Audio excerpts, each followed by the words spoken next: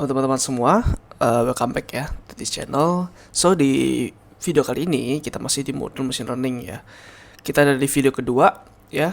Jadi di the last video kita belajar tentang introduction to machine learning. Kita udah belajar tentang gimana sih cara komputer itu belajar gitu ya. Cara machine to learning itu gimana. Nah sekarang di video kali ini kita akan belajar satu model yang paling sering digunakan untuk pemula ya, namanya linear regression. Ini cocok banget untuk kalian mengerti mekanisme dari semua machine learning gitu, dari semua machine learning model. Nah, jadi apa sih linear regression itu ya? Jadi kita pernah tahu bahwa regression itu adalah ini ya, untuk mempredik suatu bilangan ya, suatu angka yang continuous gitu. Misalkan kayak harga rumah, misalkan terus kayak misalkan fraud score gitu ya. Kalau misalkan di banking itu ada fraud score, nanti semakin gede semakin kayaknya semakin bermasalah deh gitu ya.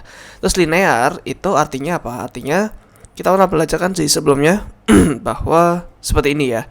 Nah ini kan satu garis lurus, nah ini namanya linear gitu.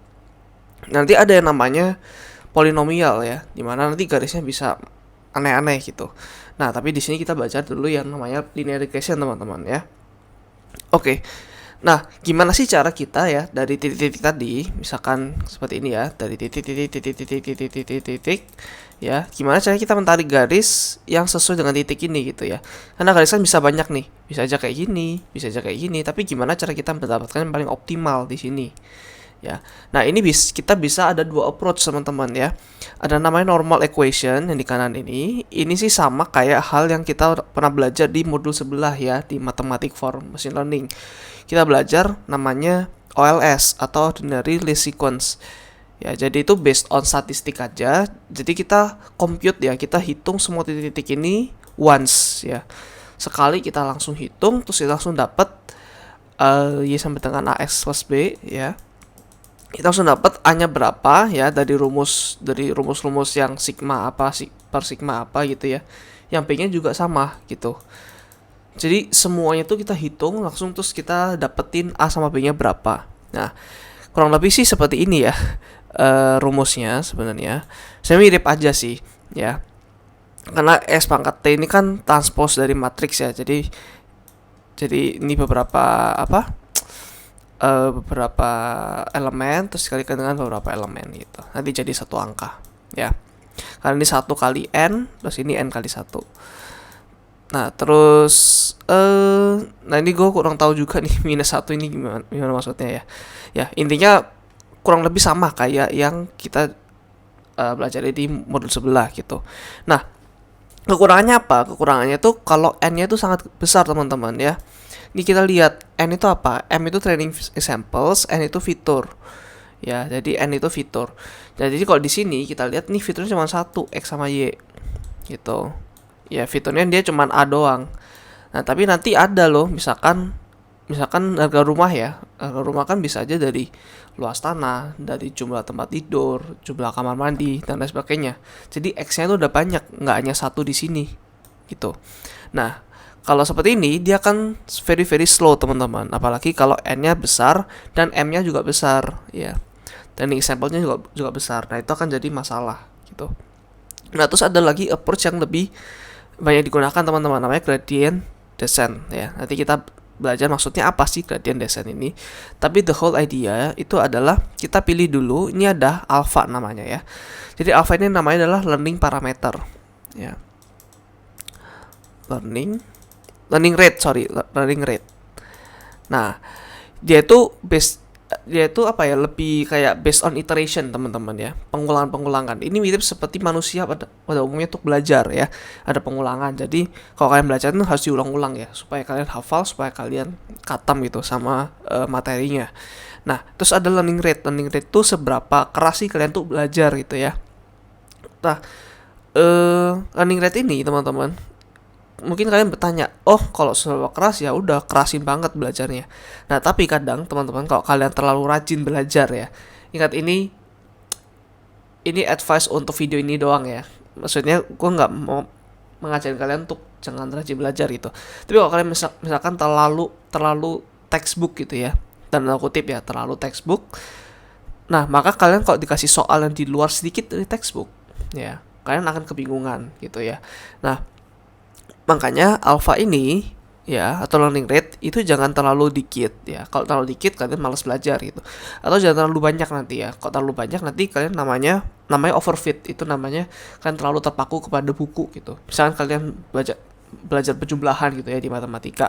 Di bukunya cuma dikasih contoh 5 tambah 5 10, 2 tambah 6 8. Nah, nanti ada soal 3 tambah 3, kalian bingung ini berapa karena nggak ada di buku gitu. Nah, itu namanya overfit.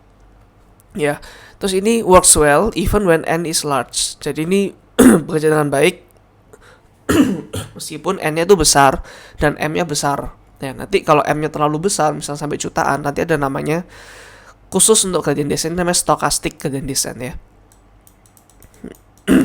Jadi itu nanti dia belajarnya bisa pelan gitu, tapi pasti ya. Tapi nanti kita belajar itu di lain waktu ya. Oke. So, kurang lebih seperti ini ya, ada dua macam cara ya, normal equation sama gradient descent. Tapi di sini kita akan belajar lebih banyak di gradient descent karena normal equation lebih banyak ke matematikanya atau lebih banyak ke statistikanya di modul sebelah ya berarti ya. Oke, terus masalah dari normal equation tadi ya, itu juga nggak fleksibel teman-teman ya. Kenapa? Kalau non linear gimana datanya? Jadi ini hanya bisa digunakan kalau linear ya, tapi memang sih kita bacanya kan linear regression ya. Nah, tapi bisa aja nanti ada namanya polynomial regression ya. Nanti approach-nya sama kayak gradient descent ya untuk yang polinomial ya. Contoh seperti ini. Ya, ini linear regression kan. Terus ini ada quadratic regression seperti ini. Ya, ada data yang bentuknya seperti ini. Ya, mungkin gua kasih pertanyaan ke kalian kira-kira. Data apa yang bisa membuat seperti ini ya, quadratic regression. Jadi ini ada X sama Y ya. Terus ini ada data-data tapi bentuknya kayak kurva gitu ya. Nah, kira-kira data apa nih? Ya. Coba pikirkan baik-baik ya. Kira-kira data apa? Ya, kalau jawaban gua ya, kalian bisa pause nanti terus play lagi. Jawaban gua adalah ini bisa aja digunakan untuk efikasi dari obat ya. Atau apa namanya? Keampuhan obat gitu. Bayangin ini adalah dosis. Ya, ini ada dosage, ini adalah efikasinya atau efektifnya gitu. Nah, kalau dosage-nya sorry, ini bukan gini gambarnya teman-teman, tapi kebalik ya. Sebentar.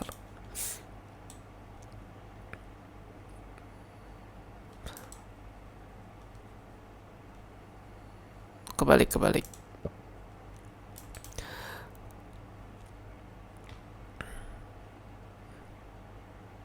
Mana pen ya? Oh nih. Datanya itu seperti ini ya. Parabola tapi kebalik gitu. Nah, datanya bisa aja gini ya.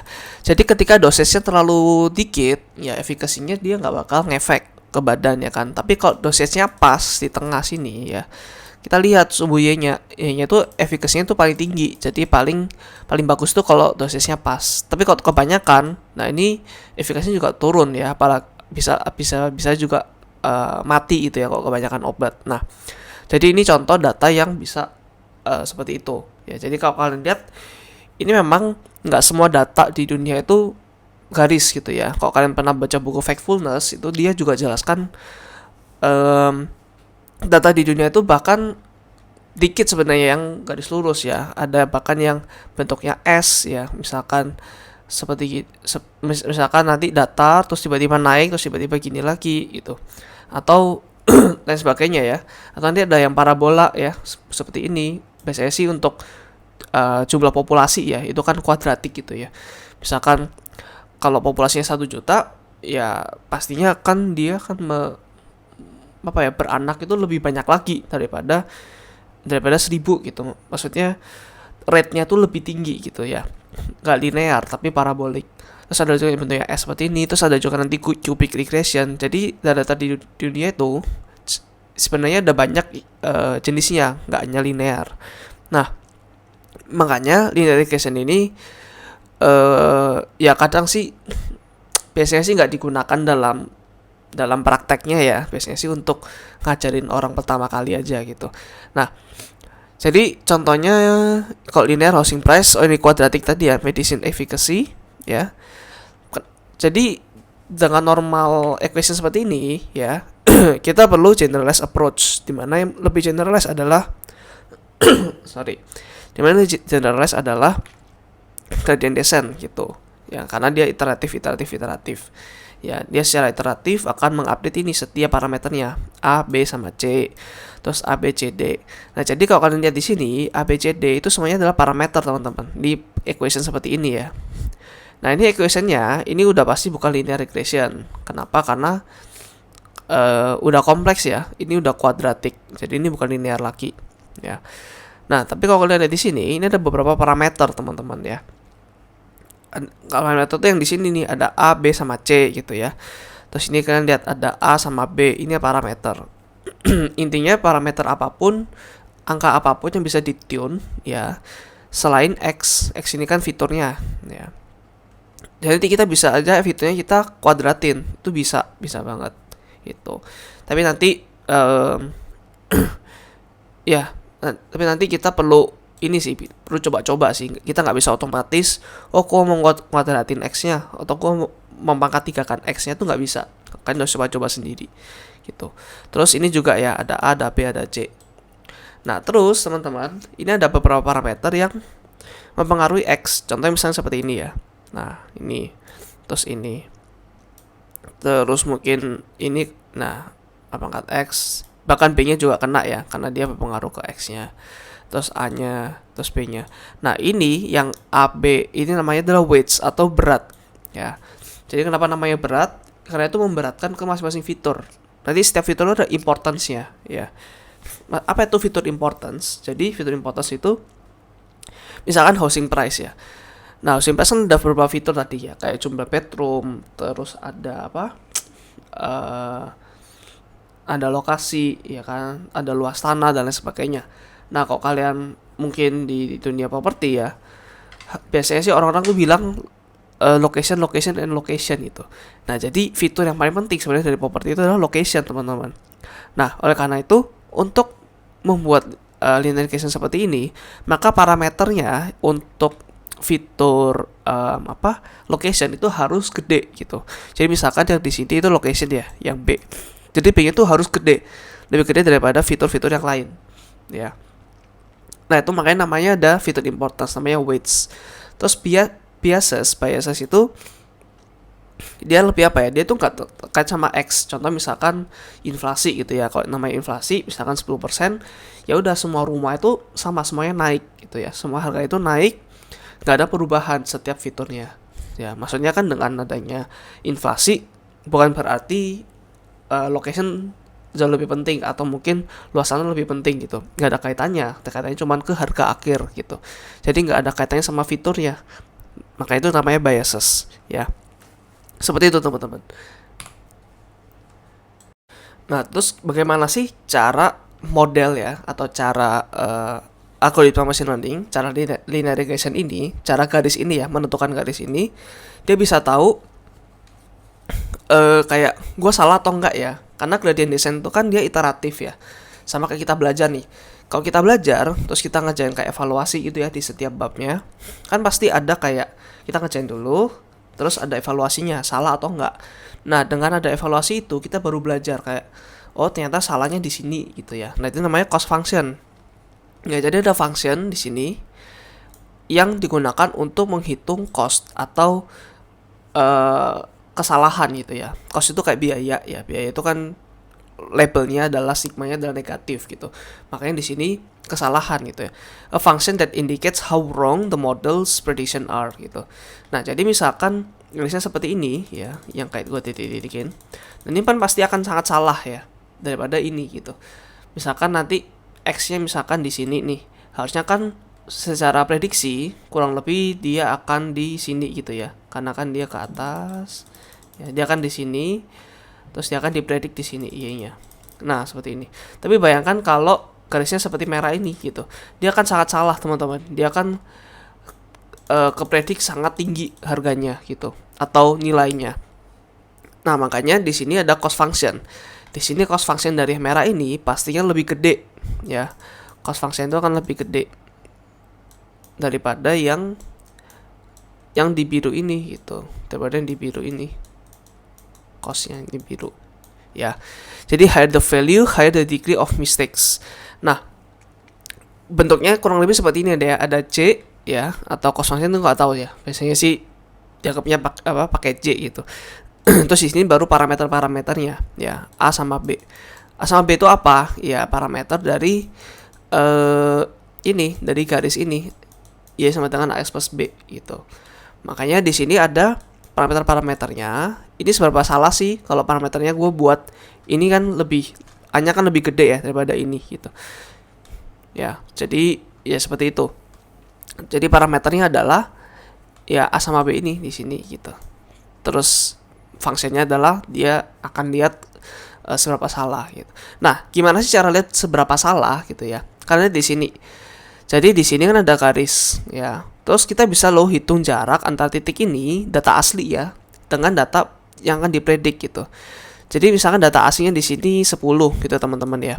Tapi dengan model seperti ini, namanya juga machine learning, itu nggak mungkin perfect ya. Jadi kalau ada X yang di sini teman-teman ya, dia akan sebenarnya dipredik di sini gitu. Jangan dipredik di misalkan 5. Nah, ini kan salah ya, teman-teman. Nah, tapi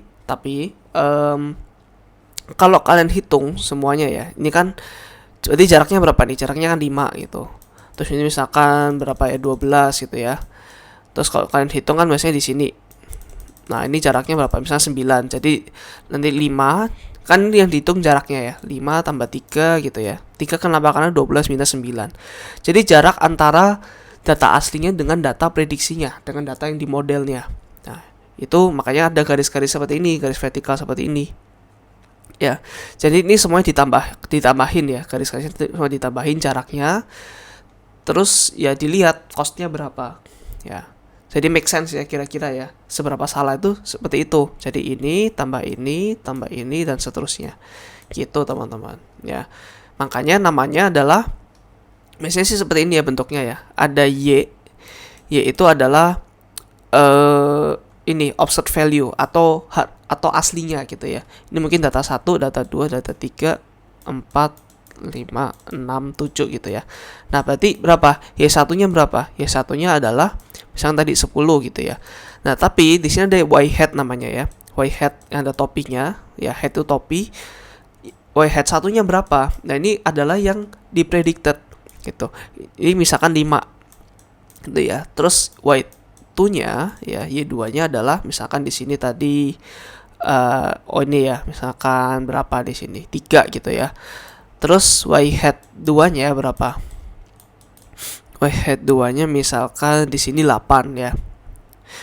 Nah, seperti ini. Nah, nanti perbedaan dari sini ya. Ini kita lihat di sini. Perbedaan kan di sini ya.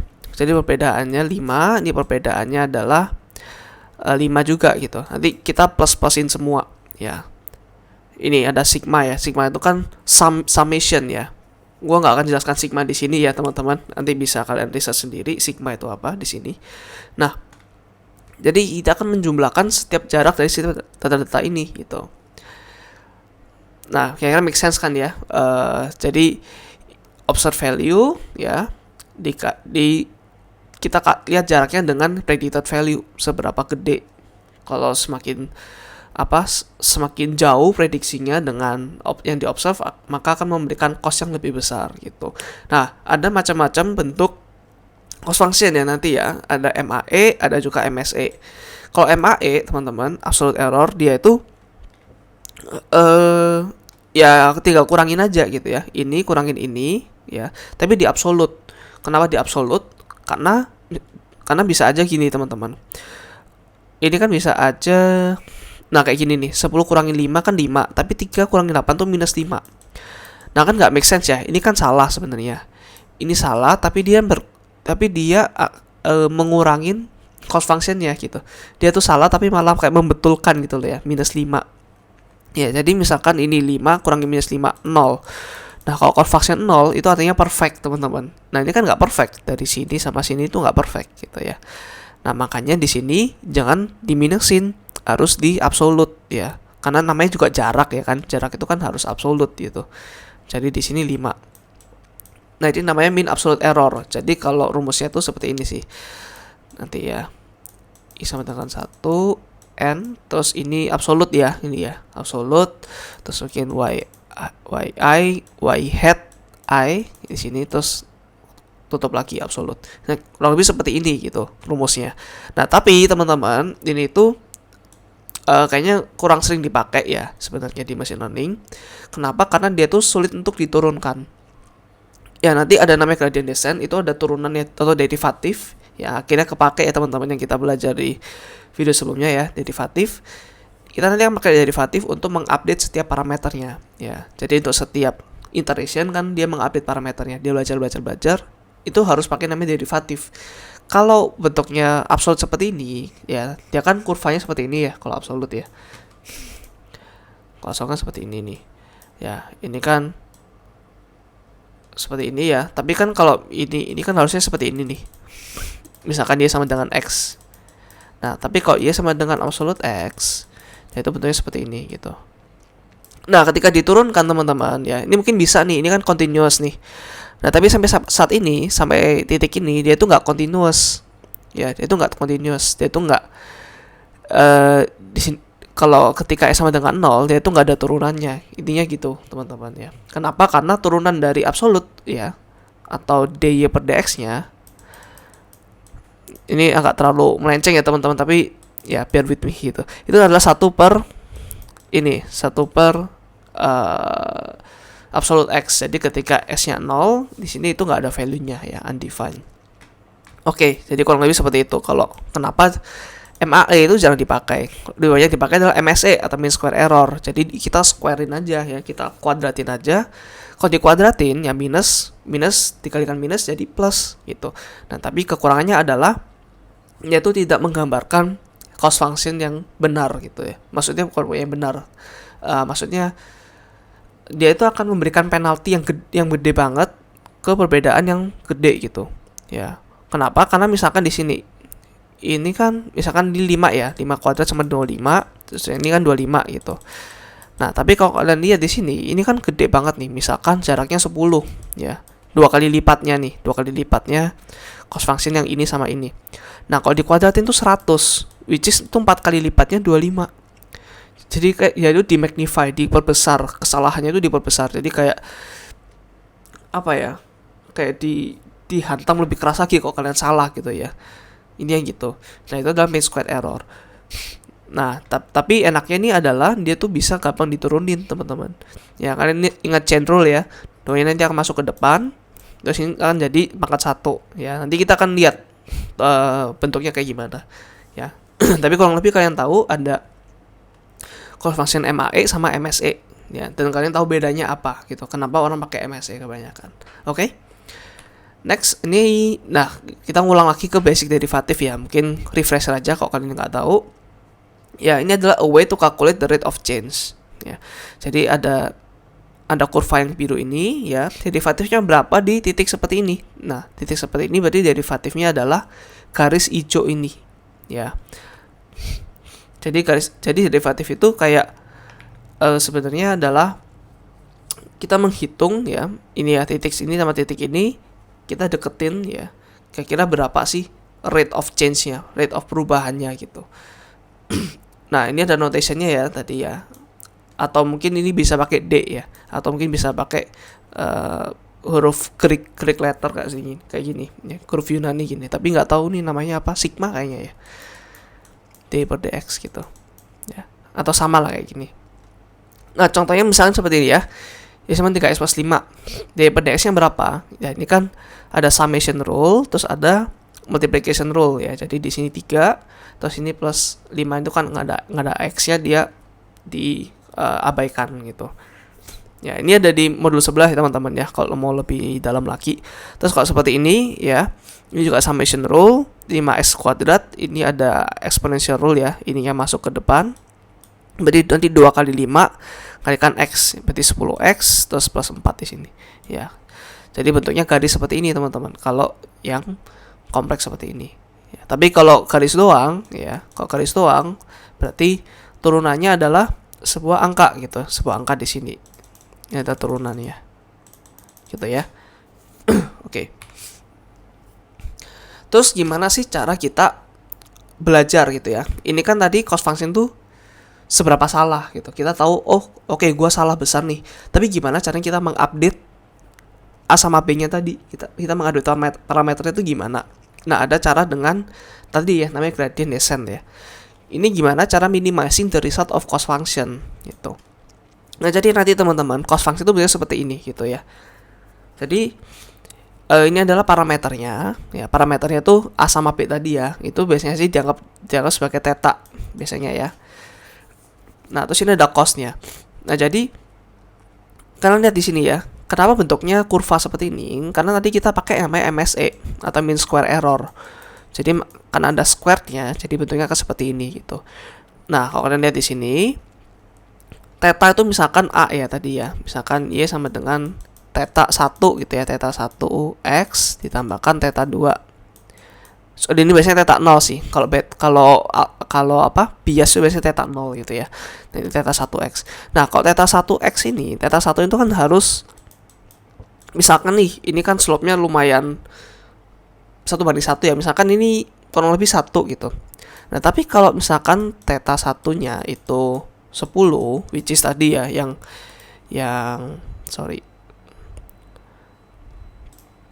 agak seperti ini gitu.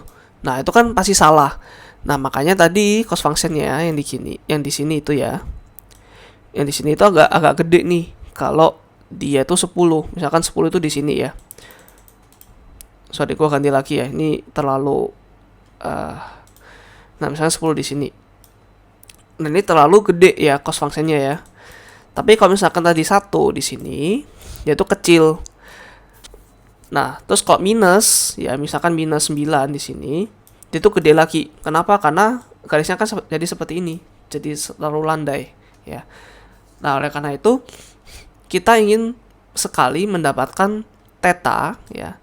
Theta itu berapa sih yang cost-nya paling kecil, gitu. Ya, which is di sini berarti 1, ya. Jadi goal kita adalah mencari theta di sini, ya. Kita mencari theta yang paling minimum nanti. Ya, jadi by default teman-teman ya, pada saat kita belum belajar, tetanya adalah random, sama kayak kita anak kecil ya. Anak kecil kan suka random, tiba-tiba ngapain. Nah, karena otak mereka itu belum terbentuk dengan baik ya. Tetanya mereka itu belum tuning dengan sempurna. Ya, makanya awalnya tuh random, awalnya tuh cost-nya tuh pasti gede. Nah, tapi dengan namanya gradient descent nanti ya, dia tuh bertahap akan mengupdate tetanya dan akan mencapai titik minimum ini gitu. Jadi misalkan di sini ya, dia tahu, oh gua tinggi nih ya. Terus gua akan hitung derivatifnya dari gua nih. Dan derivatif itu kan bentuknya slope ya. Jadi nanti seperti ini ya. Nah, dia akan tahu, oh ini gradiennya gede banget. Jadi gua harus mengupdate diri gua lumayan tinggi nih gitu ya. Jadi makanya di sini lompatnya nggak tinggi nih. Ya, jadi parameter itu akan di shift ke kanan. Jadi mungkin yang aslinya parameternya tadi minus 9, dia akan coba shift minus 8 gitu ya. Terus ketika di titik ini ya, ketika di titik minus 8, dia akan hitung lagi cost function-nya. Oh, sekarang gue agak tinggi juga nih, tapi udah lebih better dari sebelumnya ya, karena gradiennya itu lebih landai. Jadi mungkin gue akan geser lebih sedikit lagi. Jadi misalkan minus 7,5 sekarang gitu. Dan seterusnya nanti sampai akhirnya minus 1. Sampai akhirnya ketika dia ngupdate, kok cost function-nya udah nggak sebesar itu deltanya ya dari sebelumnya, itu baru kita bisa stop. Ya, kayaknya seperti itu teman-teman ya. Kurang lebih. Jadi ABCD tadi ya, ini gua ganti merah lagi biar nggak bingung. Itu bisa dinoted as theta ya, parameter tadi. Ya. Terus cost function-nya atau MSE tadi kan bentuknya 1/n ya. Kalikan ini ya, sigma I sama dengan 1 sampai N ya. Sigma itu kan penjumlahan, seri soal penjumlahan. Jadi nanti Y1 minus Y head 1 ya, kuadrat T plus Y2 minus Y head 2 kuadrat, terus plus dan seterusnya gitu. Intinya sigma itu seperti itu ya. Nah, jadi sama kayak tadi nih bentuknya I sama dengan 1 sampai N. Terus ini apa? Kok ada theta T gitu ya? Nah, jadi theta itu teman-teman, theta itu biasanya digunakan kayak gini. Jadi kayak tadi ada misalkan Y sama dengan theta 1x ya, dipluskan theta 0 gitu ya. Nah, di sini biasanya sih bentuknya gini ya, ini theta 0, ini theta 1 gitu. Bentuknya vektor. Ya, ini bukan T ya, ini theta biasa nih. Theta biasa itu bentuknya vektor. Vektor dari theta 0, theta 1 atau nanti sampai theta berapa? 1000 atau gimana ya. Tergantung jumlah fiturnya. Gitu. Terus X itu adalah datanya gitu ya. X itu datanya. Nah, datanya tuh ya misalkan di sini misalkan kok tadi ya datanya ini kan titik dia ada garisnya gitu. Nah, X itu ada ininya, yaitu ininya ya. Nah, X-nya berapa? X-nya itu biasanya sih ya datanya ya. Datanya kan cuma ini nih. Cuma ada satu fiturnya, ya udah kita taruh di sini. Berarti X apa ya? Ya X1 gitu ya. Terus ini apa? Ini kan untuk bias sebenarnya ya. Biasanya untuk bias sih kita kasih 1 ya. Kasih angka 1 itu untuk bias.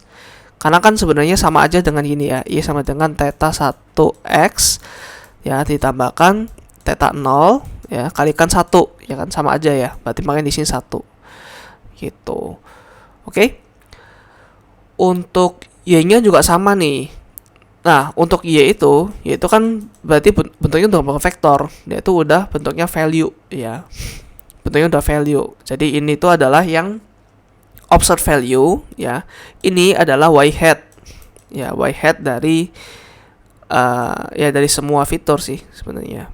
Ini Y hat. Terus ini apa? Ya, kurung 1 ini, kurung I ini ya. Jadi kurung I ini tadi N itu apa? N itu number of data points. Jadi I yang di atas itu ya, pangkat kurung I itu adalah data point-nya. Jadi kita kan mau di sum setiap data point 1, 2, 3, 4 gitu ya. Jadi ingat ya notasinya. Mungkin agak membingungkan tapi ya beginilah machine learning ya. Jadi di sini ada yang biasanya ada X, ada 1 di bawah. Nah, yang di bawah ini menandakan fitur ya. Misalkan fitur kayak jumlah tempat tidur atau lokasi gitu ya. Terus biasanya ada di atas ya, misalkan 3 gitu. Nah, ini menandakan elemennya ya. Atau titik poinnya atau satu data ya. Satu data yang udah di capture gitu. Ya. Jadi kalian harus bisa bedain ya teman-teman, bedanya fitur sama elemen ya, sama datanya gitu. Nah, yang lebih seperti ini. Ya, make sense ya. Mirip seperti ini kan harusnya, sama persis ya. Ini kalau dibalik-balik sebenarnya juga sama aja karena dikuadratin in the end. Nah, mungkin kalian bingung, ini kenapa jadi 2n? Nah, ini supaya nanti 2-nya kan dibawa ke depan nih kalau diturunin. Supaya nanti bisa cancel si 2 ini, supaya lebih enak aja dilihat. Tapi sebenarnya sih nggak beda jauh ya. Gitu. Nah, kita mau minimize value dari ini, dari J ini. Karena dari J theta ini teman-teman itu bentuknya kan jadi seperti ini ya, parabola ini ya. Gitu.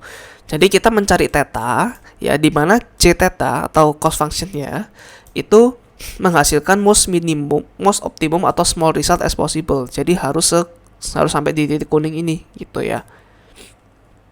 Nah, turunannya apa? Turunannya adalah seperti ini ya. Jadi D per D theta, jadi turunan terhadap rumus cost function ini terhadap theta gitu ya. Berarti apa? Berarti kalau tetanya diubah sedikit ya, sedikit ke kanan sedikit ke kiri, itu rate of change-nya berapa? Ya sama kayak gini ya. Sama kayak di sini, kalau tetanya gua ke kanan ya atau ke kiri, itu rate of change-nya berapa? Oh, ternyata rate of change-nya itu gede nih. Slope-nya ya. Gradient itu gede.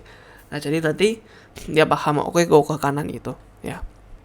Nah, turunannya ini ya, nanti kan 2 nih, 2 taruh depan, terus 2-nya kan habis sama 2 di depan, jadi 2-nya udah hilang di bawah, sekarang tinggal pangkat 1. Nah, tapi, ya, ada tapinya nih, tapi ini kan theta ya, terus ini kan chain rule tadi ya, yang di kurung ini kita harus turunin lagi teman-teman.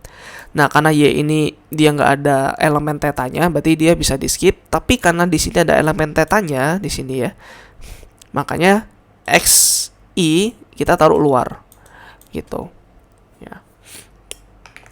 karena dia attach to theta di sini ya, dia attach to theta di sini xi-nya. Oke. Nah, kita lihat di sini nih. Ini bagus nih ya. Nah, ini semakin ke bawah nanti dia akan semakin mengikuti dengan datanya gitu ya.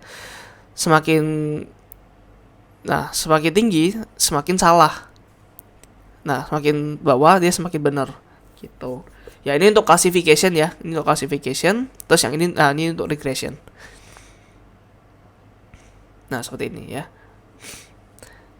Nah, convex itu apa sih? Convex itu ini ya. Kayak kurva yang bisa bentuknya parabola itu nama convex. Jadi di sini kita bisa tahu bahwa pasti ada yang namanya global minimum atau local optimum di sini. Ya. Gitu, teman-teman.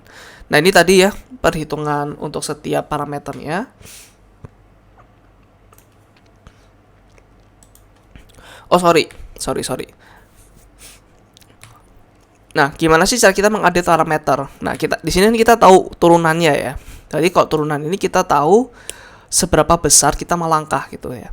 Karena kayak tadi, seberapa besar sih stepnya gitu ya. Seberapa besar sih parameter ini harus diupdate gitu. Semakin besar cost-nya akan semakin gede parameternya harus diupdate. Ya, tapi tadi kita pernah belajar ada namanya alpha ya. Nah, jadi cara mengupdate-nya gimana? Jadi theta ini ya kita kurangin dengan dirinya sendiri gitu ya.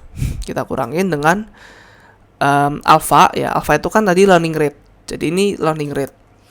Nah, ini adalah tadi ya turunan dari cost function-nya. Ya, turunan dari cost function itu berarti menunjukkan harus seberapa banyak parameter ini diupdate. Ya, otak kita tuh seberapa banyak diubah gitu. Terus ada lagi theta. Ya, kurang lebih mirip kan ya alpha atau learning rate. Nah, kurang lebih sama ya. Alpha sama ini cost function. Jadi kalau alpha itu dia itu lebih kayak belajarnya itu mau cepat atau mau lambat gitu. Tapi kalau cost function ini dia itu lebih kayak bagian mana sih yang gue harus update gitu ya. Kayak fitur-fitur itu, kayak fitur-fitur rumah, bagian mana sih yang gue harus update? Apakah luasannya itu lebih penting daripada yang lain? Nah, intinya gitu. Intinya kalau cost function itu seperti itu. Dia itu mencari theta mana yang fitur mana yang lebih penting daripada fitur lain. Intinya gitu ya. Kalau alpha dia itu nggak peduli sama fiturnya. Dia itu cuma peduli ke seberapa banyak sih kita perlu belajar gitu. Nah, itu ya. Nah, di sini by definition positive gradient itu going up ya kan. Jadi misalkan ada kurva seperti ini ya, terus turunan dari sini itu kan seperti ini. Nah, ini kan biasanya Y sama dengan AX plus B ya. Nah, kalau garisnya seperti ini, lurus seperti ini, A-nya kan positif ya. Tapi kalau garisnya seperti ini, A-nya kan negatif ya kan. Nah, tapi teman-teman, kita mau ini tuh menuju ke bawah kan. Kita nggak mau naik, kita maunya turun. Ya, kayak gini nih. Kita maunya turun. Namanya kan descent ya. Descent itu kan turun. Gradient itu gradient itu turunan dari kurva ya, kayak garis. Nah, karena kita mau turun, maka kita harus balikin gitu ya.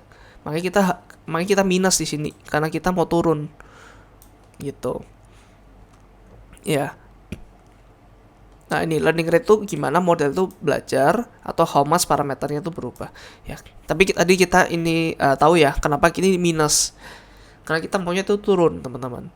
Makanya di sini minus. Oke, terus di sini theta ini kan bisa dibuka ya, karena theta tadi kan bentuknya seperti ini, theta 0, theta 1, nanti mungkin ada theta 2 sampai theta berapapun gitu ya. Nah, ini seperti ini, terus kalau theta 0 ya berarti ini turunan terhadap theta 0 ya. Nah, hasilnya berapa? Contoh seperti ini ya, kita coba bongkar ya. Nah, seperti ini. Ini bias ya, theta 0. Theta 0 kan bias, dia nggak ada x ya, makanya di sini kita nggak kalikan x1 dan lain sebagainya. Kenapa? Karena x-nya tadi pasti 1 kan. Karena kan tadi kayak gini ya, 1 ini mungkin misalkan x1 gitu. Nah, ini kan udah pasti 1, makanya kita di sini nggak kasih gitu. Terus kalau theta 1 ya itu berapa? Berarti ini ya, x yang fitur ke 1 kita kalikan ya. Kalau theta 2 berarti x yang fitur kedua gitu ya, dan seterusnya ya. Ini mungkin gue tahu bahwa kalian pasti bingung kalau pertama kali belajar ya. Ini jujur aja gue udah belajar ini tuh kayak sering banget ya, jadi gue udah lumayan paham lah ya ini maksudnya gimana gitu. To be honest, gue pun kalau misalkan disuruh menciptakan rumus ini in the first place gue juga bingung sih ya, tapi di sini gue bisa menjelaskan kenapa bisa seperti ini gitu ya. Nah mungkin ya kalian harus belajar matematika dulu sih sebenarnya baru bisa seperti ini ya, harus paham kalkulus dulu baru bisa mengerti. Tapi ya sebenarnya nggak apa-apa sih ya, ini bisa jadi skip teman-teman ya, ini bisa kalian skip, nggak perlu dilanjut lebih dalam lagi, nggak apa-apa gitu, karena ini ya seperti video sebelumnya ya, yang perlu paham ini sebenarnya cuma data researcher aja gitu, masih learning researcher ya. Nah di sini bias don't depend on theta ya, atau tadi ya x0 nya di sini. Ini kan tadi ada x, ini bisa aja x0, ini aja x1 dan seterusnya. Jadi x0 nya itu 1. Jadi it's necessary to add it up to derivatives gitu. Oke? Nah ini tadi ya derivation proof-nya, kurang lebih seperti ini. Ini kalian bisa skip aja kalau enak sama matematika ya. Tapi gue lumayan suka matematika, jadi ya gue coba jelaskan. Di sini n itu number of example ya, atau jumlah datanya. Atau jumlah datanya ini 1, 2, 3, 4, 5, 6, 7, 8, 9, 10. Nah ini berarti n-nya 10 gitu ya. Nah di sini ada theta, sorry ini harusnya theta 0 ya. Di sini theta 0, 1, 2. Nah, kalau theta transpose itu kan dari seperti ini tadi ya, akan ditranspose ya. Ini linear algebra ya, masuk lagi ya. Nah, terus kalau seperti ini ya, dia itu menghasilkan suatu angka teman-teman ya. Theta 1, theta 2, terus kalikan x1 yang i, x2 yang i gitu. Terus kita akan kalikan ini tambah ini kalikan ini. Ya, seperti ini. Nah, kira-kira bentuknya ini sama teman-teman, kayak dot product ya. Kalau kalian tahu, ini kalikan dot product dengan x1 sama x2. Sama aja, sama theta transpose t, theta transpose kalikan x gitu. Ya. Ini hasilnya kan jadi suatu bilangan ya. Ini bukan matriks lagi tapi suatu bilangan doang, satu skalar gitu ya. Terus nah, kalau seperti ini berarti ya turunan dari theta j. Ya, theta j itu misalkan j itu 1 ya. Berarti berapa? Ini turunan dari theta 1 berapa? Ya berarti x1i gitu ya. Ini nggak ada kaitannya sama theta 1. Makanya di sini turunan dari theta j dari ini adalah xj yang i ya. Yang ini kita taruh sini. Gitu. Oke? Terus kita lanjut ke yang sini teman-teman ya. Tadi ini kan cost function seperti ini ya. Terus ini turunan dari theta j sekarang ya. Terus kita akan turunin ini semua ya. Ini kan bentuk dari sigma kan seperti ini ya harusnya ya. Ini kan elemen yang pertama, ini data yang kedua dan seterusnya. Terus nah ini kan duanya diturunin ya ke depan ya. Ini juga duanya turunin ke depan. Terus ya seperti ini bentuknya ya. 2 kalikan theta t x1 y1, tapi ini pangkatnya udah 1 nih di sini. Nah, jangan lupa di sini karena ini chain rule ya. Jadi ininya diturunin tapi dalamnya juga harus diturunin. Kita lihat tadi di sini. Ini kan xji. Makanya di sini xj1 ya, terus xj2 dan seterusnya. Terus duanya ini di sini saling cancel ya, 1 per n sekarang. Terus jadi seperti ini gitu. Terus ini kita kompres lagi ya, jadi bentuknya seperti ini. Ya, make sense ya harusnya ya. Oke. So, ini adalah namanya multivariate linear regression teman-teman ya. Apa sih multivariate linear regression? Jadi ini adalah fitur-fitur yang udah banyak gitu. Jadi nanti tetanya itu nggak cuman theta 0 sama theta 1, tapi nanti ada sampai theta misalkan theta 10 gitu ya. Nah, ini teman-teman, ini udah kita nggak bisa lihat lagi di gambar ya. Kenapa? Karena ini udah multiple dimension. Karena otak kita itu bisa melihat sampai 3 dimensi kan. Jadi mentok-mentok ya paling theta 0, theta 1, theta 2 gitu. Theta berikutnya kita nggak bisa lihat. Ya, kita nggak bisa visualize gitu. Ya. Jadi nanti mungkin samanya seperti ini ya. Ya sama dengan theta 0 kan udah pasti bias ya. Terus theta 1 kalikan X1, terus theta 2 kalikan X2. X1 ini apa? X1 ini mungkin tadi ya lokasi, X2 itu mungkin jumlah tempat tidur dan lain sebagainya. Nah ini ya multiple fitur. Ada number of bedroom, number of floors, age of home ya, umur rumahnya, harganya berapa. Ini baru Y-nya yang kita predik. Nah ini ya contohnya ya, multivariate linear regression. Jadi ada beberapa variabel. Nah ini kalau simple regression, kalau 2 dimensi ya seperti ini, kalau 3 dimensi kurang lebih seperti ini ya. Nah, di sini ada sumbu Z ya di sini. Which is ini tail length-nya gitu. Ya, terus di sini ya ini berarti turunannya dari ketiga ini adalah bidang ya. Kalau 3 dimensi turunannya berarti bidang gitu. Kalau 2 dimensi turunannya berarti garis dan seterusnya ya. Oke. Terus ini polynomial regression. Apa bedanya sama tadi ya? Kalau tadi itu dia itu multiple variable tapi masih linear gitu. Masih linearly separable namanya ya. Masih bisa di garisnya itu linear gitu. Maksudnya apa? Maksudnya ini X1, X2 gitu ya. Dan cost functionnya yaitu pasti convex, which is seperti ini. Terus ada apa? Cost function seperti ini ya, kita mau turun sampai segini gitu. Sedangkan polinomial itu udah macam-macam nih ya. X-nya bahkan kita bisa pangkatin 3 ya. Ini bahkan ini bisa X yang sama nih ya. X1 mungkin X1 tapi ini X2 gitu. Nah, ini X1 ini sama ini, tapi kita pangkatin 3. Nah, seperti itu ya. Ini simple linear regression kayak gini. Terus nanti multiple linear regression itu bentuknya seperti ini ya. Kalau polinomial tuh bentuknya bisa macam-macam nih ya. Bahkan fiturnya nanti bisa aja X1 ada X2 juga dan sebagainya ya. Lebih macam-macam lagi. Gitu. Gradient descent-nya akan lebih kompleks of course ya.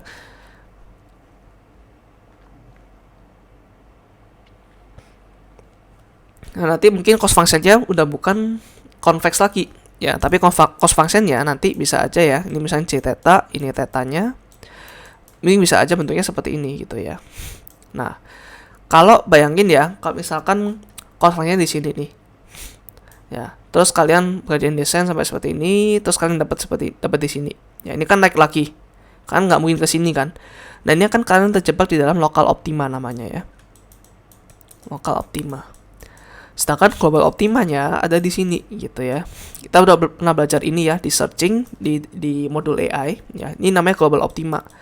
Nah, kalian bisa aja kejebak di lokal optima kalau pakai polynomial regression. Nah, seperti ini ya, sample linear model kayak gini. Kalau polynomial model dia bisa melengkung gini garisnya. Nah, kekurangannya apa? It's not uniform ya. Kenapa? Karena kita nggak tahu nih pangkatnya nih berapa aja. Mau pangkat 2, n-nya itu sampai berapa kita nggak tahu ya. Terus gradient explosion, gradientnya akan semakin lebih gede nanti ya. Terus kemudian ada namanya fitur scaling imbalance. Jadi antar fitur nanti nggak balance, bisa aja karena kan nanti bisa dia dikuadratin, which is akan jadi lebih gede dan gradientnya akan mengikuti ya. Gradientnya akan juga ikut gede gitu. Terus nanti ada namanya overfitting ya. Itu tadi kayak kalian terlalu textbook banget ya, kalian akan terlalu terpaku ke data-datanya, kalian nggak akan mengeneralisir itu intinya gitu. Nah, kalau pakai data yang kompleks biasanya sih neural network ya yang di modul deep learning itu akan preferred ya, lebih condong ke situ nanti untuk non linear data. Kalau linear data ya pakainya linear regression, tapi kalau non linear biasanya sih pakai neural network, bukan pakai linear regression. Ya ini hanya ide aja untuk data yang nggak linear tuh gimana sih gitu ya teman-teman. Nah, kita balik lagi ke evaluation, tapi kita akan berkenalan dengan beberapa evaluation yang lain gitu. Yang pertama ada MAE ya tadi ya, itu simple absolute difference between predicted and actual value. Oh ya, BTW teman-teman nih average ya, makanya tadi kita bagi N. Sorry, gue lupa jelaskan kenapa ini ada bagi N ya, karena ini kita mau rata-rata gitu ya. Kita mau jumlahin semua, terus kita mau bagi jumlah datanya gitu ya. Nah, ini good problem di mana deviationnya ya itu equally important. Ya, maksudnya tadi kayak kalau perbedaannya 5 ya ya udah 5 aja. Terus kalau 10 ya berarti 2 kali lipatnya. Ya, tapi kalau square error itu dikuadratin. Dimana kalau costnya gede, dia kan lebih dihantam lagi untuk bisa jadi lebih kecil. Gitu ya. Nah, kalau MSA itu heavily penalize larger error ya, kayak tadi yang gue bilang. Larger error itu lebih unacceptable dan perlu diminimalisir. Gitu. Ini lebih sensitif ke outlier juga. Outlier itu data yang aneh gitu ya. Contoh seperti ini. Ini ada data ya. Identification ya di sini. Terus outlier itu seperti ini. Contoh data point yang ada di sini gitu ya. Ini outlier nih. Nah, MSA dia akan lihat outlier ini, oh, gua akan penalize gitu ya. Jadi nanti garisnya akan condong ke sini nih. Gitu. Nah, padahal harusnya kalau outlier ya nggak ngefek too much lah ya. Jadi harusnya paling agak di sini sedikit gitu ya. Nah, itu is okay. Tapi kalau MSA dia kan lebih condong ke sini karena dia ingin berusaha ngefit dirinya sendiri gitu ke dia. Ya, kekurangannya itu ya, more sensitive to outlier. Makanya kadang kita harus menghilangkan data-data outlier saat pre-processing. Nah, tapi ini juga tricky teman-teman, outlier. Bisa aja sebenarnya itu data yang asli, data yang benar gitu.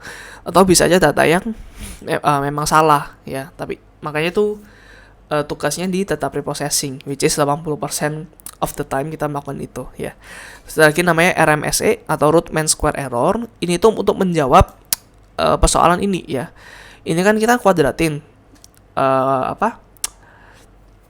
kita kuadratin value-nya. Nah, tapi di sini RMSE kita square root lagi supaya hasilnya tuh lebih sesuai kayak MAE. Tapi dia bisa diturunin gitu ya. Bisa diderivatifin gitu.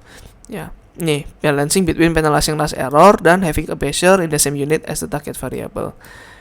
Kalau R square ya, itu tuh kita compare how well your model perform relative to baseline model.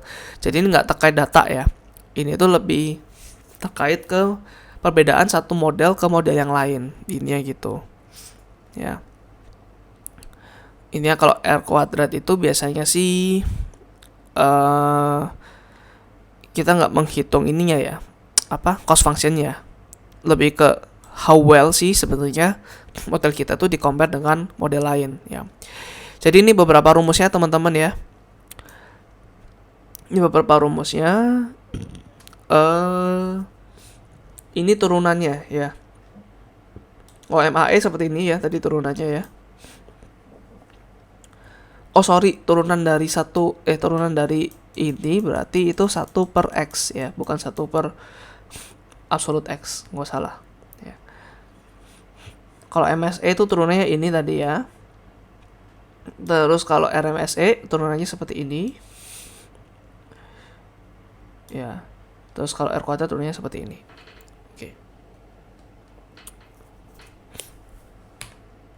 Oke, terus kita akan coba demo ya di coding itu seperti apa sih kalau pakai linear regression.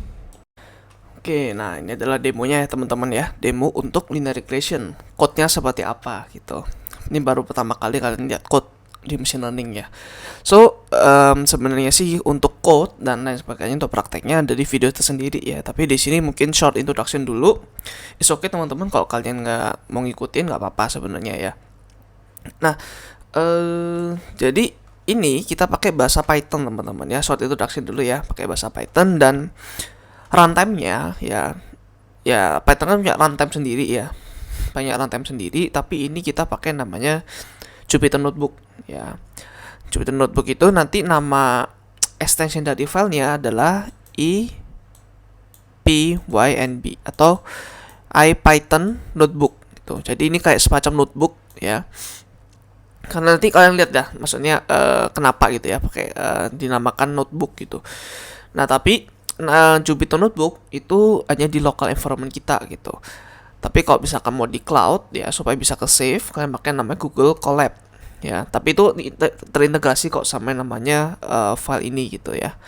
Google Colab. Gitu ya. Ini kalau kalian lihat di sini ya. Nah, seperti ini ya teman-teman ya. collab.researchgoogle.com ya.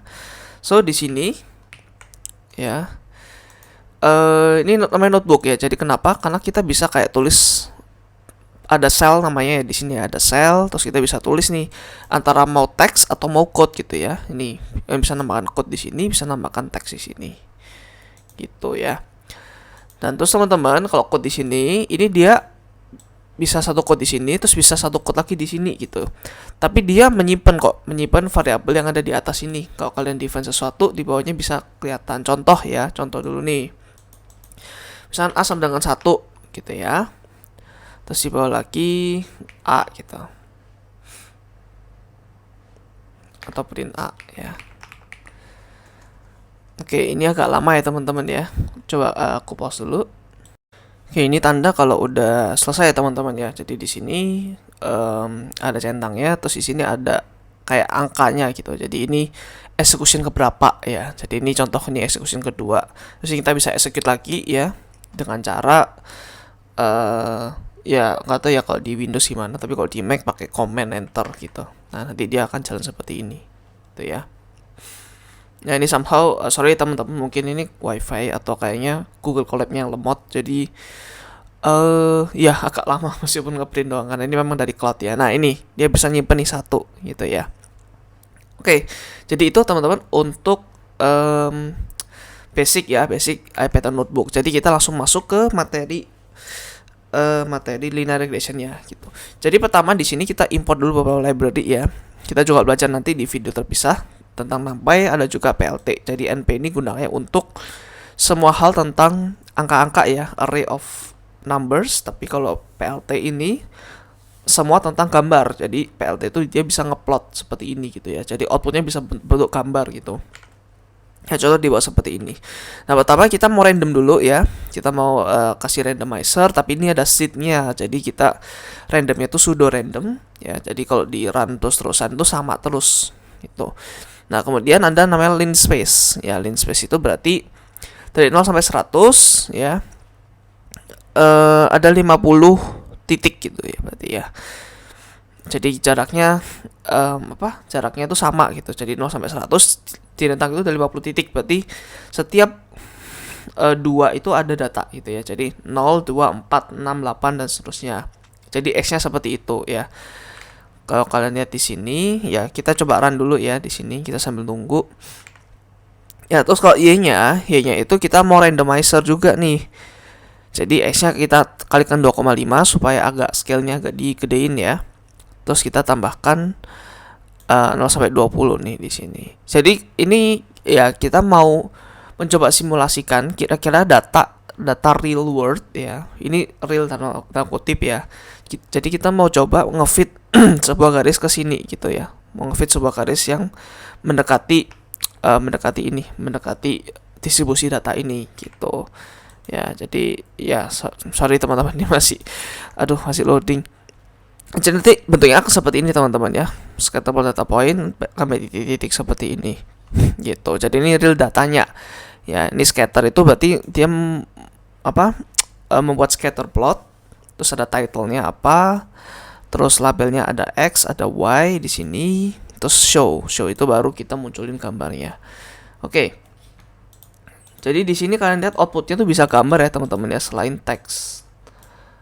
Nah, di sini ini setelahnya ya. Jadi kita mau yang pertama kita random dulu ya, sebenarnya weight sama bias. Tapi sini 0 it's okay ya, tapi nanti kalau kalian di deep learning harus di random, nggak boleh 0. Oke, karena ini mungkin simple, it's okay 0 dulu. Terus learning rate ini dibuat 0,001 dulu ya. Sebenarnya ini kita bisa adjust nanti ya. Kita akan lihat gimana kalau terlalu besar, gimana kalau terlalu kecil. Terus iterasinya 10 aja deh gitu ya, 10 aja. Nah, coba kita lihat yang tadi apakah sudah selesai. Nah, seperti ini ya. Kita plot data, terus kita coba lihat di sini nilai X sama Y-nya teman-teman ya. Yang code ya. Kita nilai X sama Y-nya. Oke, sambil menunggu ya, kita jelaskan lagi. Jadi di sini adalah function ya, calculate MSE ya. Ingat ya, MSE mean square error. Nah, cara ngitung MSE adalah kita lihat, ingat-ingat ya teman-teman ya, karena gue nggak balikin lagi nih. MSE mana sih? Atau pakai ini aja. Nah, ini ya, MSE nih, 1/n ya, dikalikan dengan sum of predicted value dikurangin dengan actual value-nya, atau actual value kurangin predicted value sama aja kan, di kuadrat ya. Nah, jadi seperti ini, prediction dulu nih. Ya, kan ini kan weight kalikan X. Ya, jadi kan weight-nya dikalikan X ditambah bias-nya kan. Cara menghitung prediction.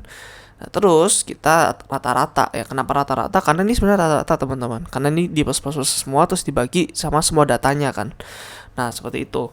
Jadi ini kita mau rata-ratakan Y minus prediction dipangkatkan 2. Jadi kalau di Python pangkat itu bisa langsung seperti ini ya. Double kali. Terus kita return MSE. Oke. Terus ini gradient descent nih. Nah, ini yang the heart of mengupdate itu ya. Jadi ada X sama Y-nya, ada weight, ada bias, ada learning rate.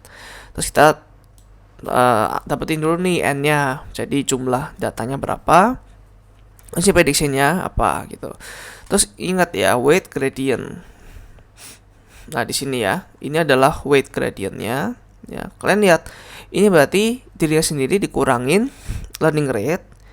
Jadi dikalikan sama rata-ratanya ya, rata-rata dari ini kurang ini ya, prediction kurangin aslinya, terus dikalikan dengan X. Ya, sedangkan kalau bias dia nggak perlu kalikan X. Karena apa? Karena X0 itu sama dengan 1, sama aja gitu ya. Oke. Sekarang kita lihat di sini nih, kita lihat prediction dulu. Kita lihat weight gradientnya tadi yang kan minus 1/n ya. Ini sebenarnya bisa minus 1 kalikan NP apa average gitu ya, atau NP min tadi, tapi ya it's okay gitu. Jadi minus 1/n kalikan NP kalikan sum tadi ya dari X kalikan Y minus predictions ya. Oh, ini nggak kebalik ya, predictions minus Y. Sebentar ya teman-teman. Prediction minus Y. Y minus prediction. Actually, well, yang benar sih sebenarnya Y minus prediction ya. Kalau aku balik, somehow dia error gitu. Ya, jadi kalau misalnya ini dibalik berarti 1/n doang, bukan minus 1/n ya. Oke, jadi ini prediction minus Y. Tapi sebenarnya gue bingungnya kenapa? Karena kan rumus aslinya itu sebenarnya kayak gini ya. Dan ini bisa dibolak-balik kan, sebenarnya sama aja nih. Y minus ini kan ini minus ini gitu.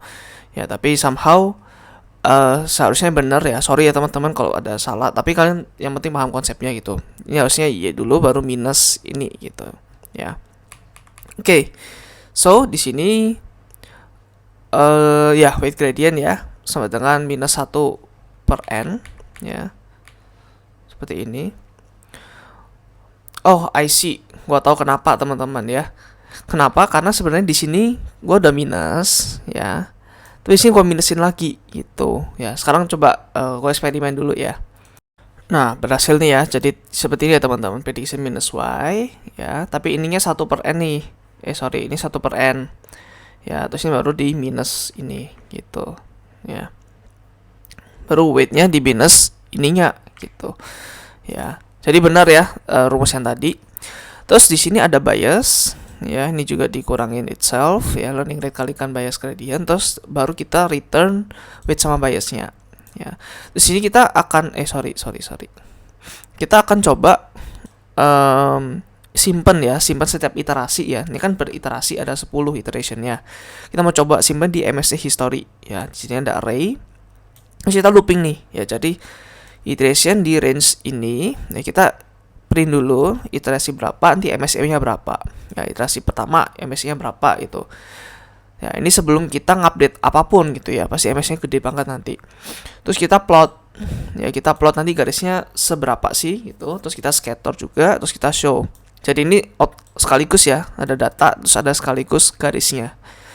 Terus di sini weight sama biasnya kita hitung tadi gradient descent-nya. Ya, terus MSE-nya kita calculate. terus kita baru append di MSE history gitu ya. Jadi weight sama biasnya udah ke-update di sini ya. Ini yang paling penting nih, line yang paling penting di function ini gitu. Terus yang terakhir kita tinggal plot semuanya ya. MSE history, historinya tuh dari berapa sampai berapa gitu. Nanti kita lihat bareng-bareng ya. Oke, so kita langsung masuk di code-nya ya. Kita langsung masuk di code-nya. Jadi di sini tadi ya X sama Y-nya. Jadi di sini ada X 2, 4, 6 dan seterusnya ya. Tapi somehow ini ada titik, ada koma-komanya. Mungkin karena 0 sampai 100 itu kurang pas ya. Yang pas itu 1 sampai 100 sebenarnya. Tapi ya it's okay gitu. Terus ini Y-nya ya. Y-nya itu somehow dia random juga ya, tapi bentuknya mendekati sebuah garis. Nah, terus di sini ya kita coba run ya. Kita coba run di sini ya sambil tunggu. Nah, ini ya. Dia by iteration teman-teman. Jadi 10 iteration, dia step iteration dia ngeprint gitu ya. Di sini kita coba lihat. Oke. Lihat ya. Nah, pertama iteration nomor 1. Ya, MSE-nya di sini 8.000, gede banget ya. Terus kalian lihat di sini plotnya tuh seperti ini. Ya. Sini awalnya tuh 00, jadi itu datar semua teman-teman di sini, datar gitu. Ya. Tapi dia somehow naik nih gradiennya. Hanya naik gitu. Terus iteration 2 langsung nih ya, langsung dipangkas setengah nih, langsung 4092, lebih dari setengah bahkan ya. Terus dia langsung naik lagi gitu. Terus iterasi ketiga dia naik lagi 1985, ini 1858, setengah-setengah gitu terus ya, MSE berkurang ya. Jadi naik lagi, terus ini naik lagi dan seterusnya sampai iterasi ke 10 itu sebenarnya udah lumayan fit nih. Nah, seperti ini ya. Jadi 335 terakhir MSE-nya. Terus kalau kalian lihat MSE over iteration ya, jadi ini iterasinya ya dari 0 sampai 10. Terus MSE ini kalian lihat ini trennya itu dibagi dua terus gitu ya, 8.000, 4.000, 2.000 dan seterusnya nih sampai sekian. Ya. Terus sebenarnya berapa kali sih iterasinya? Ya tergantung. Sebenarnya ini sih udah oke aja ya. 8 10 ini sebenarnya udah kecil banget perbedaannya nih. 9 sama 10 itu udah lumayan kecil ya. Tapi harusnya sih ini bisa lebih banyak lagi. 10 itu terlalu sedikit sebenarnya teman-teman ya. Nah, oke, jadi seperti itu teman-teman ya. Idenya of linear regression. Oke. Semoga paham ya teman-teman ya untuk code-nya dan ide dibalik semua ini. Oke. Jadi ini gambar tadi. Terus ada lagi teman-teman, library namanya scikit-learn. Jadi di sini kita nggak perlu ngoding semuanya nih dari manual nih, seperti ininya. Nanti akan merepotkan apalagi kalau kalian pakai deep learning ya, atau mungkin nanti ada SVM, itu matematikanya banyak banget. Jadi menggunakan scikit-learn itu bisa lebih enak nih. Nah, tapi pertama kita harus reproses dulu datanya ya, pakai reshape. Jadi nanti harus 2 dimensi ya X-nya. Sekarang kan X-nya 1 dimensi nih. Nah, sama di scikit-learn terus 2 dimensi. Kenapa? Karena untuk mengakomodir yang namanya nanti ada multivariate linear regression ya, dimana X-nya itu ada banyak fiturnya. Oke. Terus ada modelnya itu langsung dapat dari linear regression nih, dari library ini, sklearn.linear model. Terus kita baru model.fit ya. Ingat ya, gue pernah sempat membahas tentang fit itu apa ya. Jadi fit itu kita mau ngepasin ya X reshape ya, X ini sama Y-nya.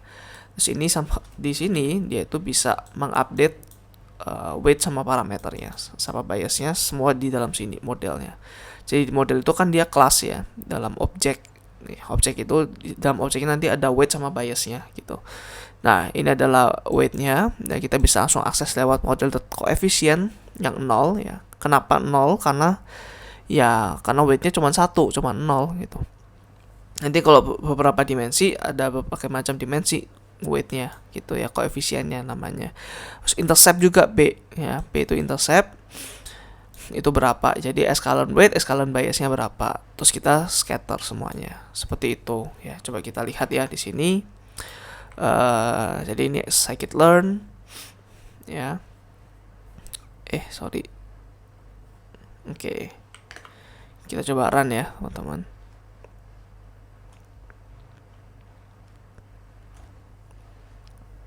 Oke, jadi seperti ini ya. Kalau kalian penasaran sama X-nya, ya X reshape itu ada di sini teman-teman ya. Jadi X reshape, kalian lihat di sini 2 dimensi ya. Jadi ada array ini, terus ada array ini, satu array gitu. Ya, itu adalah X reshape-nya. Shape-nya adalah 50,1 ya. Atau nanti kalau ada 2 dimensi berarti 50,2. Sorry. Ya, seperti itu teman-teman.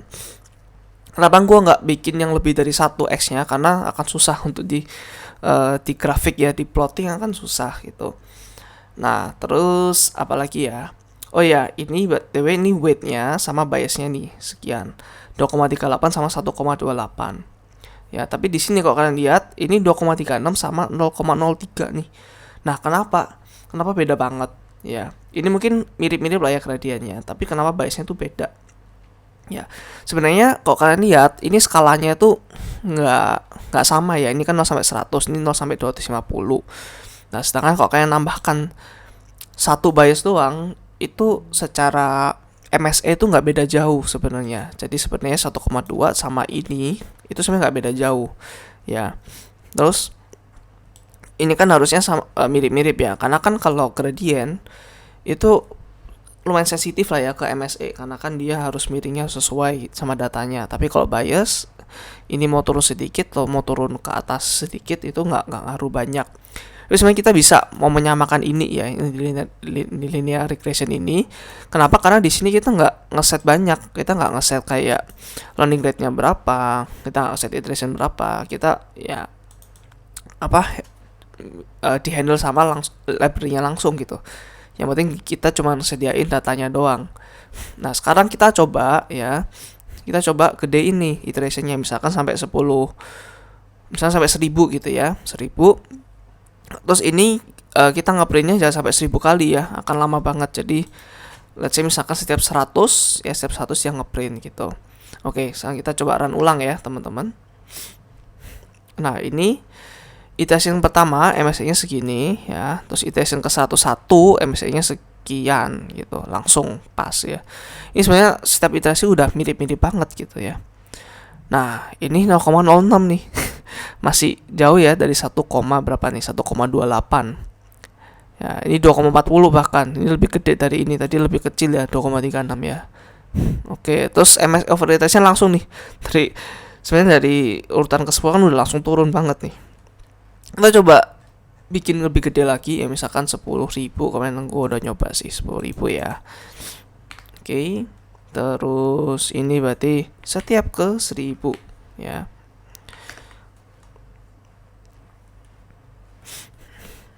Oke, it's gonna take a while teman-teman.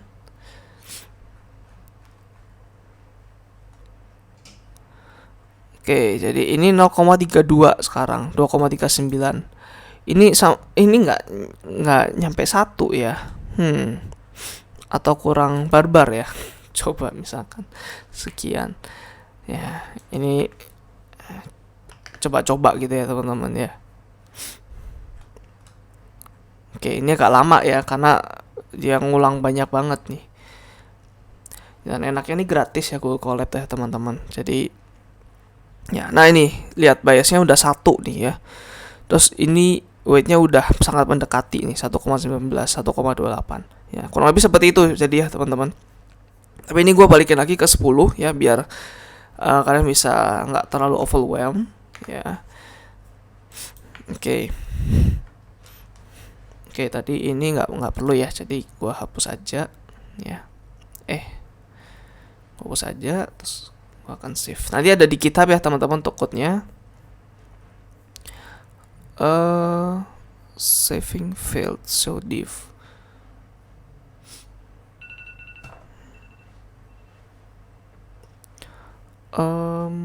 Oke.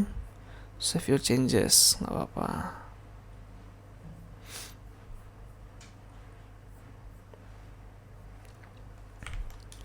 Oke, ini udah ke save ya. Tadi kita udah ganti ya prediction minus Y ya. Oke, good. Oh, sorry, satu lagi.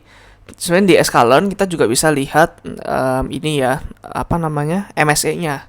Kita nggak perlu bikin function manual karena di sini udah ada di Escalon matrix, kita input mean square error.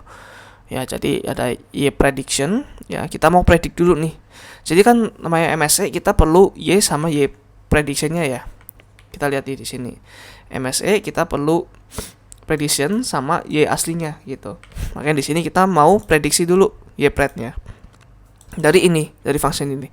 Sini mau data predict, ini kan nah 50 ya, 50 data itu. Jadi nanti setiap data ini akan diprediksi satu, jadi YPRED ini. Jadi YPRED nanti hasilnya adalah sebuah array juga, array yang setiap elemennya itu prediksi gitu. Itu kita tinggal masukin aja data aslinya sama prediksinya berapa, terus nanti dia akan dihitung lewat sini. Ya. Oke, kita coba. Nah, seperti ini 330 ya. Saya nggak beda jauh ya sama yang tadi 338 kan kalau yang 10 kali. Terus kita lihat coba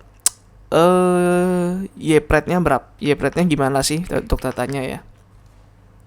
Nah, seperti ini ya.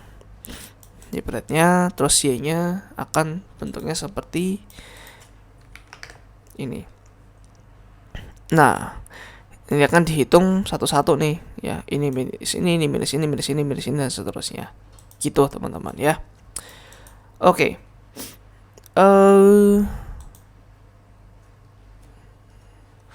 Ini gue delete dulu